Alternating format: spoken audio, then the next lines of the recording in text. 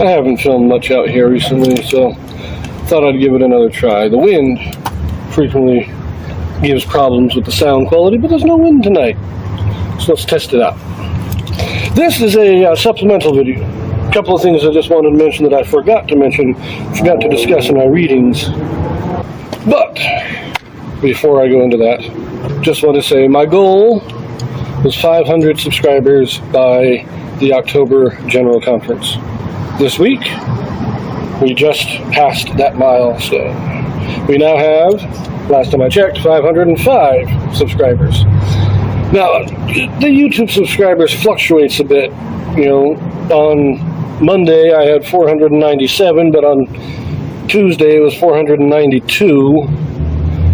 Then Wednesday it went back up, and you know, I don't know why. I think they decide that some subscribers are just bots that aren't real people, and so they remove the subscription. But we now have 505, and it seems to be stable. It actually seems to be going up still. So the goal has been met, and so we're celebrating just a little bit. I like that. So what I want to do with this brief notice here is I want to ask what you think the new goal should be for October. Should we go to 1,000 for October, or should we play it safe and just do like 750 or maybe 800? Will you drop a note in the comments if you want to tell me what you think the new goal should be, and if we make that goal, what kind of a special video can I do? What would you like to see me do as a special video for making the new goal? I was thinking of a special one for this goal, but we got it so fast that I'm just not prepared for it. This was a lot faster than I ever expected. I do thank you for that. You know, your shares, your likes, your comments, I've been enjoying all of it, and it has definitely been helping because, as I said, things have been growing a lot faster than I ever expected. But now, to those a few things, I don't know if it's two, I can't remember. We'll see how well my mind can process everything. But there's one main thing I wanted to talk about in the readings. Yesterday, I uploaded videos about the Assyrian invasion and the carrying away captive of the northern kingdom, and we saw how Assyria also invaded Judah. Now today, as we move forward, we will be reading about how Hezekiah and Judah handle this invasion of Assyria. But let us consider our timeline just a little bit. So let us go back to the beginning of the reign of Hezekiah.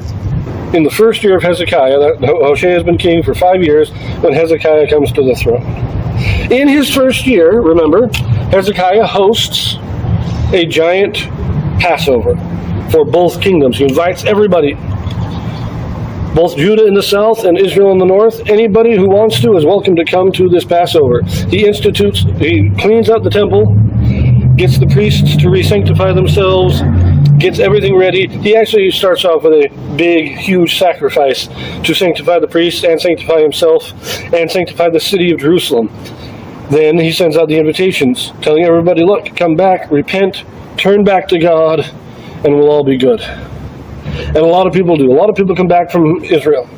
They come down to Judah. They have this big Passover.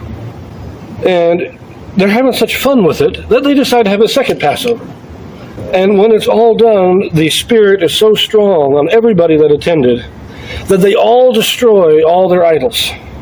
Even those from Israel, they go back into the north and they destroy all their idols in Israel. Judah is completely cleansed of all idol worship. Even the brazen serpent that Moses had made is destroyed because it had become an idol. 5 years later, Assyria invades. Samaria is besieged. 2.5 years after that. It says 3 years, but it's in the 5th year of Hezekiah, the siege starts. In the 7th year of Hezekiah, Samaria falls, and Israel is taken captive into Assyria. What happened? 5 years. And Israel was back to a point where, as it said, it was described as being an idol in every house. An idol on every tower, on every guard tower, in every city, on every hill, in every valley. There was just idols galore. Idols out the wazoo, you might say. How did this happen in 5 years when just 5 years previously all these Israelites had been to the Passover and had thrown out all their idols? Well, there's two possibilities, in my opinion.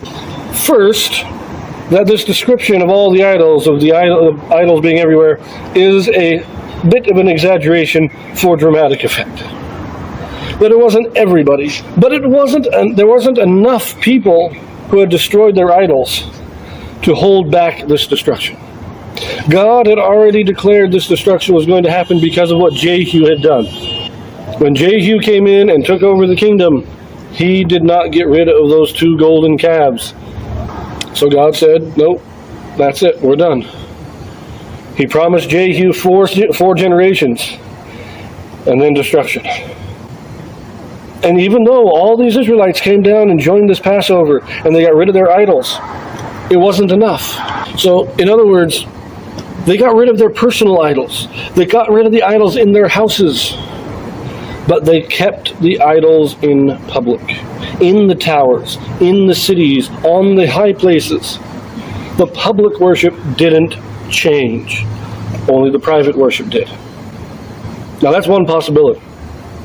Another possibility is that even though these people had this great spiritual awakening with this Passover, and they went and they destroyed all their idols, it didn't take long for the surrounding culture, for the rest of the wicked of Israel, to assert their influence and draw them back in to their idol worship.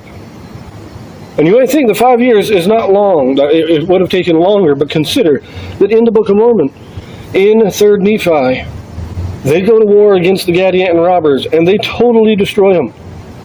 But they let some of the foot soldiers live, and they go back to their lands, and they have peace for a number of years, for about 5 or 6 years. But then a new secret combination arises, one that is so strong and so powerful that in his first year, Lecanius II is assassinated, and the government collapses.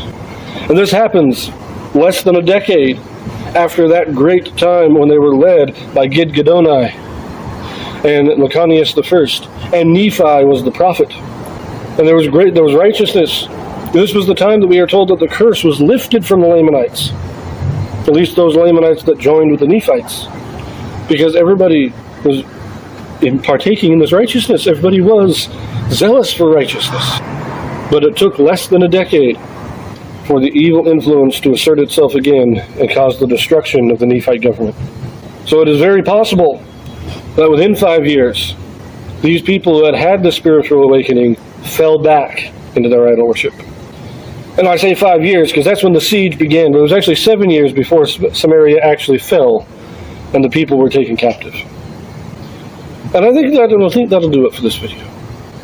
Just wanted to talk about this time. It was such a short time after this great Passover and this great spiritual awakening for these people, and they're being taken captive. But there actually is one last thing I want to say, is that when these guys are taken captive, there is clearly some who are still faithful. And if we read in the Apocrypha and other Jewish traditions, other records, it does talk about eventually these displaced Israelites, they're moved into the northeast of the Assyrian Empire, and they have their own migration where they leave. So they travel south as if they're traveling back to Israel, and once in the wilderness they veer up to the northwest and they disappear from history. It was the righteous among them that led them, and we are told in the Book of Mormon that they had their own prophets, that Christ visited them. So this Passover that Hezekiah hosted, could it be that this was the catalyst, or this was the preparing that God had set up, that he might have a righteous branch of Israel among the lost tribes, that he could lead that righteous branch of the lost tribes into an unknown land in the north? Is this what prompted it? Is this what preserved enough faith that they still had the gospel and were still looking for Christ to come and visit them? Now, these are just speculations of mine, but I wanted to share them with you before we continue in our histories.